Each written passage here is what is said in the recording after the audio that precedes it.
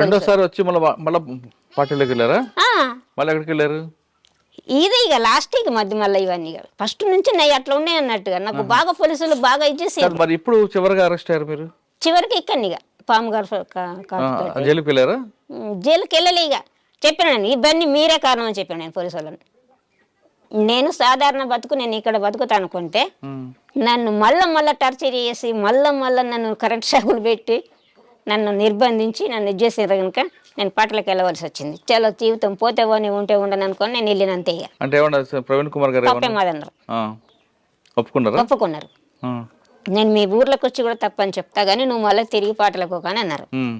అంటే సరే పోను, నాకు మీరు ఏమి అనుకుంటా ఉంటే నేను పోను అని చెప్పానన్నా అని అక్కడి నుంచి నన్ను కోర్టులోకి పంపించారు. కోర్టులో సిఐ గారి దగ్గరికి పంపించారు. పంపిన తర్వాత అన్నారు అన్నట్టుగా అప్పుడు నేను బాగా బక్కగా ఉన్నా.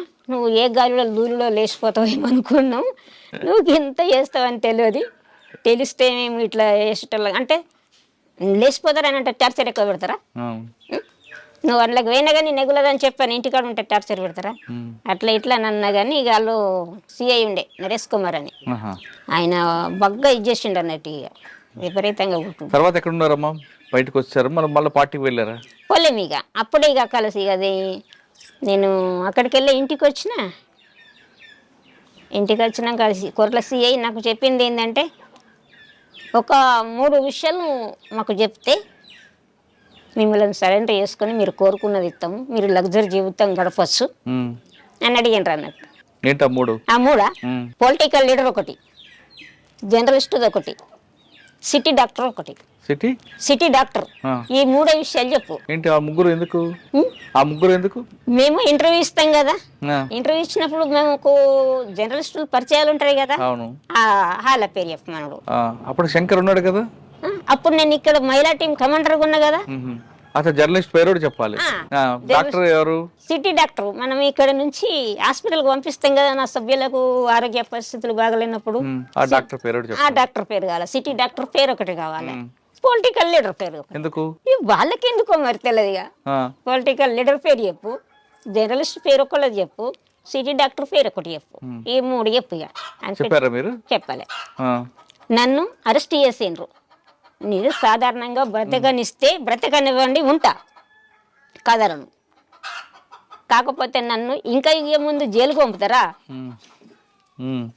పంపుతారా, ఇంట్రాక్షన్ చేస్తారా, కూస్తారా, కారపొడి చల్లుతారా, కరెంట్ షాకులు పెడతారా, ఇవన్నీ నేను అనుభవించిన దాన్ని. నాకు దేనికి నేను భయపడా. నా నుండి మీకు ఒక విషయం కూడా నేను చెప్పాను, మీ డబ్బులు నాకు అవసరం లేదు. ఒక్కరోజు బిడిలు చేస్తే నేను 2000 బిడిలు చెప్తా. ఒకరోజు కూర్చుంటే నేను బిడిలు చేసుకొని నేను వారం రోజులు తినే తిండి ఒక రోజు పని చేసుకుంటాను. నేను చివరికి ఏమన్నారు, ఇక మా ఊరు సర్పంచ్లో పిలిపించిండ్రు, పెద్ద మనుషులో పిలిపించిండ్రు, ఈమెను బుదిరికి ఇమ్మని. ఇక 4 రోజులు 5 రోజులు ఉంచుకున్నారు.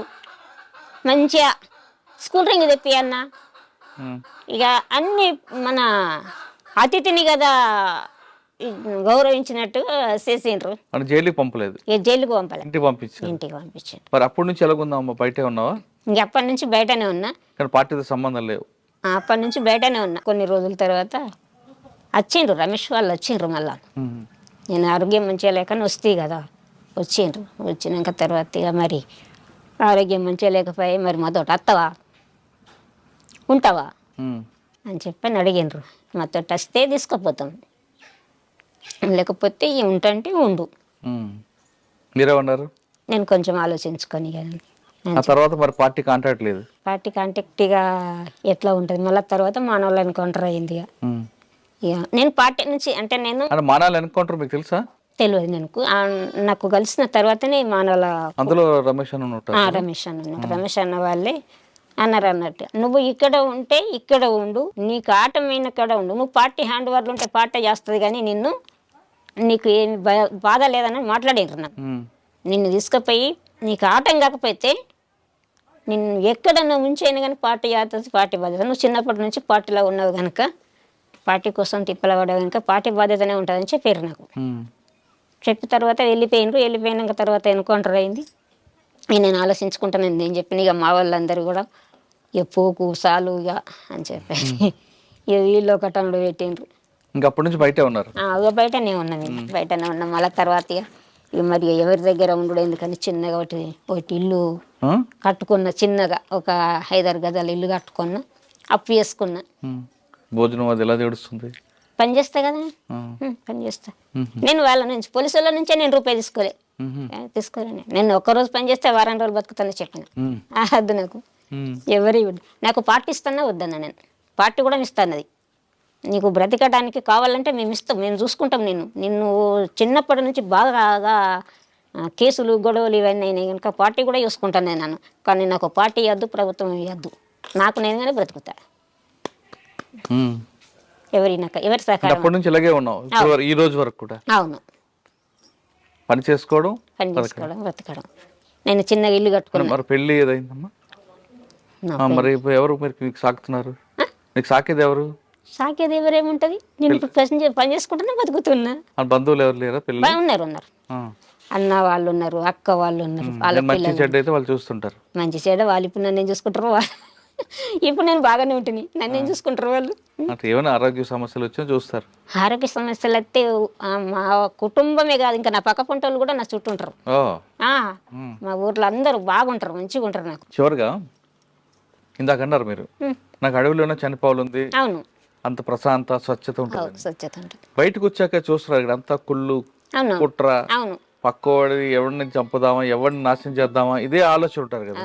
ఇది అన్ని చూసినప్పుడు ఏమనిపిస్తుంటారు మీకు? అది బాగా అనిపించేది. ఇప్పుడు నేను ఈ హైకేపీ నుంచి అడ్ల కొనుగోలులో పనిచేసిన. నేను మొన్నటి దాకా పనిచేసిన. అడ్ల కొనుగోలులో పనిచేస్తే ఈ రైతులు పండించిన పంటను వాళ్ళు ఏం చేస్తారంటే 40 జోకాలని గవర్నమెంట్ సిస్టమ్. కానీ వాళ్ళు ఏం చేస్తారంటే ఒక్క 40లో 45 కట్ చేసుకుంటారు రైస్ మిల్లర్లు. ఒక్కొక్కసారి కొన్ని క్వింటల్ అడ్లే రైతులే కట్ అవుతాయి. వాళ్ళు కష్టపడి పండిస్తారు. కష్టపడి పండించిన పంటను రాశి మీద తెచ్చి పొలిపి ఎగబట్టి అన్నీ వేసి వాళ్ళని రైస్ మిల్లు కోసినప్పుడు వాళ్ళు క్వింటాల కొద్ది అడ్లు కటింగ్ చేస్తారు. క్వింటాల కొద్ది అడ్లు కటింగ్ చేసినప్పుడు మాకు అక్కడ రైతులు నన్ను అంటారు అన్నట్టుగా, అక్క నువ్వు బయట ఉంటే ఎట్లా ఉంటుండేది అని చెప్పాను. నన్ను అడుగుతా, బయట ఉంటే ఒక్క రైస్ మిల్లును ఎట్లా చేద్దుంటామో. కానీ ఇప్పుడు ఏ ఎమ్మెల్యే పట్టించుకోడు, ఏ గవర్నమెంట్ పట్టించుకోడు. ఇయ్యోడున్న రైస్ మిల్లు మళ్ళా ముంగడికి ఇంకో రైస్ మిల్లు కడుతుండు. ఈ సంవత్సరం ఒకటే ఉంటుంది, మళ్ళా చెడికి ఇంకో రైస్ మిల్లు కడుతుండు, ఇంకో రైస్ మిల్లు కడుతుండు. ఆ పంటను చూసినప్పుడు నాకు చాలా బాధ అనిపిస్తుంది. వాళ్ళు ఏగిలేషన్ నుంచి రాత్రి దాకా పనులు చేసి ఒక మిల్లులో ఒక మనిషి జాబ్ చేస్తే టైంకు రాకపోతే ఆ మనిషికి ఆ రోజు ఉత్తది కాడనే ఉంటుంది. రైతుది అట్లా కాదు. ఈ రోజు పనికోయే మనిషి ఒక అరగంట లేటు పోయినా కానీ మనకు రోజు వచ్చే మనిషి అనే అర్ధగంట లేట్ అయితే రా అంటారు.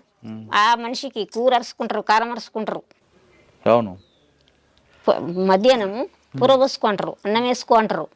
మళ్ళీ వచ్చేటప్పుడు వాళ్ళ తోటలో ఏదన్నా పంట వండితే ఉంటాయి చూడు, కూరగాయలు ఏమన్నా ఉంటాయి చూడు, అవన్నీ కూడా పెడతారు. మళ్ళీ నీ కాటు మీని తెంపుకోపు అంటారు.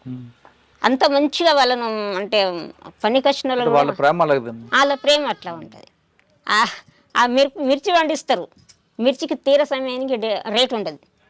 ఈ పసుపు పండిస్తారు, పసుపు 6 నెలల పంట, దానికి ఎన్నో కలుపులు తీయాలి. ఆ పసుపుకు పంటకు రేటు ఉండదు. అప్పుడు రైతులు కానీ వాళ్ళు అసలు లక్ష్మక్క నువ్వు ఎందుకు వచ్చినావు, నువ్వు అబ్బా నువ్వు బయట ఉంటే ఇప్పుడు పిల్లగాళ్ళు అంటారు.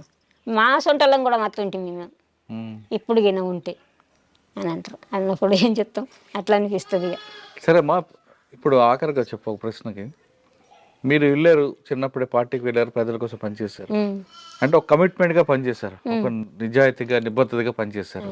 ఆఖరికి పార్టీలోనే చనిపోవాలని కూడా మీరు అంత గట్టి నిర్ణయం తీసుకున్నారు, పెళ్లి కూడా చేసుకున్నారు. కానీ ఇప్పుడు వస్తున్న జనరేషన్ పిల్లలు పుట్టగానే టీవీ ఫోన్లకి, తర్వాత పెరిగి పెద్ద అవగానే చెడు అలవాట్లకి బానిస అవుతుంటారు. అటువంటి వాళ్ళకి మీరేం చెప్తారు, ఆ విధంగా అవుతున్న వాళ్ళకి? ఇట్లాంటి వాళ్ళకంటే ఇప్పుడు ఉన్నదానికంటే ఈ ఫోన్లు మంచి చేస్తలేదు, పిల్లల్ని ఖరాబ్ చేస్తున్నాయి. అంత ఆడపిల్లలు కూడా ఖరాబ్ అయిపోతున్నారు, మగ పిల్లలు కూడా ఖరాబ్ అయిపోతున్నారు. మగ అంత వ్యవస్థనే ఖరాబ్ అయిపోతుంది. పార్టీలు ఉన్నప్పుడు చాలా స్వచ్ఛమైన గాలి, స్వచ్ఛమైన ప్రేమ చూశాను. అక్కడే పార్టీలను అమరులై ఉంటే ఎంత బాగుండేది అంటున్నారు పద్మక్క అలియాస్ రజతక్క. ఆవిడ చెప్తున్నట్లుగా నా పేరు హరిణక్క సార్. అరుణక్క. ఇప్పుడు యువత అంతా కూడా ఒక కమిట్మెంట్ లేదు, ఏమీ లేకుండా చిన్నప్పటి నుంచి ఫోన్లకు అలవాటు పడడం, ఆడపిల్ల మగపిల్ల అని తేడా లేకుండా చెడు వ్యసనాలకు దారి కావడం అనేది చూస్తుంటే బాధ అనిపిస్తుంది. ఈ వ్యవస్థ ఎటు వెళ్తుందా అనేది ఆవిడ ఆవేదన వ్యక్తం చేస్తున్నారు. ఇప్పటికైనా పార్టీలోకి రావడం కాదు కానీ మీ కాళ్ళ మీద మీరు నిలబడండి, చెడు వ్యసనాలకు దూరంగా ఉండండి, మీకు జన్మనిచ్చిన తల్లిదండ్రులకి ముందుకు సేవ చేయండి అంటూ అరుణక్క చెప్తున్నారు. ఇది అరుణక్కతో ఎక్స్క్లూజివ్ ఇంటర్వ్యూ. వచ్చేవారం మరొక ఇష్టం మళ్ళీ కలుద్దాం. అంతవరకు నమస్తే. థ్యాంక్ యూ అక్క, థ్యాంక్ యూ వెరీ మచ్. ఆ కమిట్మెంట్ అనేది నీకు సెల్యూట్.